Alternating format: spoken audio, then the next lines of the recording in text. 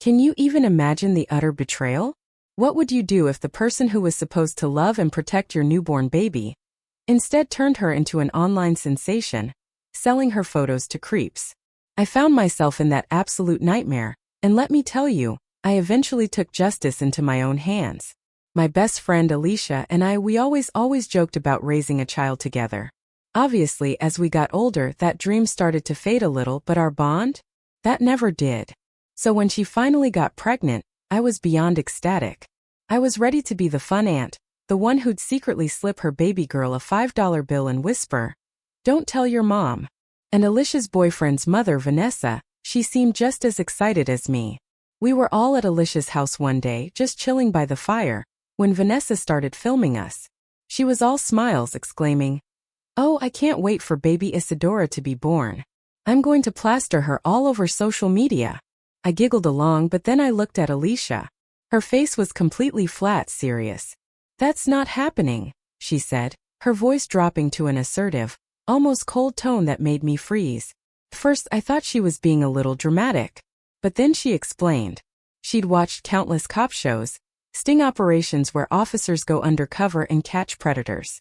She'd seen what these men do, preying on children's photos online. And honestly, I immediately thought of all those deeply creepy comments under TikTok videos of newborn babies. Yep, it made perfect sense to me. But Vanessa? She totally disagreed. She told Alicia she was being paranoid, letting fear rule her life. You see, Vanessa was obsessed with vlogging everything. She only had about 1,000 followers, but she literally couldn't go an hour without updating her page about whatever she was doing.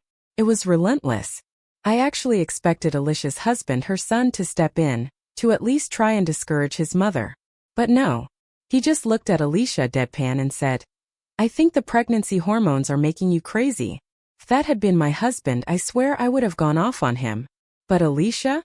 She's a better person than me." She just rubbed her stomach, lay down on the couch and declared, "My word is final." Fast forward to November. Her water broke. I was at work, scrambling, literally rushing to the bathroom to pretend to be sick, so I could get to the hospital without getting fired. And somehow, even with all that, I was still the first one there. Because her husband was getting a haircut, and his mother was waiting for him to finish his haircut. Like what? The sheer audacity. Honestly, the whole thing just made me so damn glad I was there, holding Alicia's hand through those agonizing contractions. It wasn't until baby Isadora's head started crowning that they finally strolled in, walking at a slow, reasonable pace, completely oblivious. It took everything in me not to grab and drip and just strangle them right there. But I held it together because this was about Alicia and Isadora, not them. After almost 20 hours, I got to cut Isadora's umbilical cord. She had Alicia's soft tan skin, and her husband's bright green eyes. She was stunning. And as I saw Vanessa slyly pull out her phone to snap a photo, my hand shot out. I slapped hers away, glaring until she put it back in her purse. Meanwhile, Alicia was on the brink. She had a severe postpartum hemorrhage, losing so much blood that they had to rush her into emergency surgery. I figured she'd be in the ICU for a while, so I called in sick to work again. I tried to make small talk with her husband and Vanessa, holding Isadora in my arms. By that point, I'd been awake for so long that when Isadora fell asleep, I just crashed. When I woke up later, she was gone. My heart leaped into my throat. Panic, pure and cold, flooded me. Alicia's husband, seeing my face, mumbled that his mother was lying beside her in the hospital bed. So I cautiously peeped through the curtain. Now, I know what you're probably thinking. There's no way. She'd surely respect the mother's wishes, right? Well, folks, I hate to be the one to say it, but I caught her. Her mother-in-law. Phone out, snapping dozens of photos of Isadora. A surge of protective fury hit me. I marched in and snatched the phone right out of her hand. She looked like a deer caught in headlights. I told her, my voice low and menacing, that if she even tried to come near me to get it back, I would throw it into the toilet. When Alicia finally got the all clear from the nurses, I waited until she was a little more rested. Then, my hands shaking, I told her what had happened. I hadn't opened the phone since, so this was the first time either of us was looking at the evidence. We scrolled through her mother-in-law's camera roll, and what we found made Alicia almost throw up. Dozens of photos. Newborn baby Isadora. In a tiny bikini. A tutu. Lace. Barely clothed. My stomach churned. We kept searching through her apps, and that's when everything finally horribly clicked. These weren't just for her followers. She was selling them. On Twitter. For $5 each. But that wasn't even the worst part. My blood ran cold when I saw it. In some of the photos, her mother-in-law, Vanessa, was posing in red undergarments. Which meant Alicia's husband was the one behind the camera. I held Alicia's shoulders as she vomited into the hospital basin, her surgical stitches pulling agonizingly with each heave. The images were burned into my mind. Our hours-old goddaughter posed like some kind of doll. Alicia's hand shook, gripping that basin, staring at image after image of Isadora, dressed in those repulsive, inappropriate outfits. The hospital door swung open. Her husband walked in carrying coffee and flowers, a bright, oblivious smile on his face. It froze halfway to his lips when his eyes locked onto the phone in my hand. Alicia grabbed the coffee and, with a primal scream of rage and disgust, threw it directly into his face. The hot liquid splashed across his shirt as she shrieked about dressing their baby like a doll. He didn't deny anything. He just wiped his face with the back of his hand, his green eyes, they were cold. Calculating. Security burst through the door as he lunged for the phone. I shoved it deep down my shirt, while Alicia pressed the emergency nurse button, over and over and over. 2 security guards grabbed his arms as he started shouting about his property. The head nurse arrived, and before I could hide the screen, she caught a glimpse of the photos. Her expression changed in an instant. She pulled out her phone and made 2 calls. First to the hospital social worker, then to security, to prevent anyone from leaving the maternity ward. Alicia's husband, still struggling, tried to explain it away. They were just dress-up games.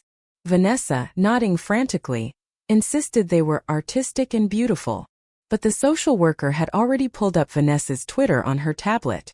She showed us the sales history. 47 completed transactions. In just a few hours. The price suggested this wasn't their first time. They had an established market. The hospital immediately initiated their emergency protective custody protocol. Within minutes, both Alicia's husband and Vanessa were banned from the maternity ward. Alicia, her hands still trembling, signed the temporary protection order. And that, my friends, was only the beginning of the nightmare. Vanessa started threatening to release more photos stored in the cloud, unless Alicia dropped the order. Strangers began calling Alicia's phone with terrifying threats. Fake accounts swarmed us online, attacking everything we said, everything we did. Lawyers appeared. Custody hearings began. Evidence was questioned. Our reputations were destroyed. Jobs were lost. Families were torn apart. The battle for baby Isadora became a war that, honestly, destroyed everyone involved. In the end, Alicia faced an impossible choice. Share custody with the woman who had exploited her child, or risk losing Isadora completely due to the relentless legal chaos and the brutal attacks on her mental health. On Christmas Eve, Alicia signed the shared custody agreement. I watched, my heart breaking, as our baby was handed back to the woman from those photos. I was served with a restraining order that same day, banned from seeing Alicia or Isadora. Months turned into years. The narrative online flipped.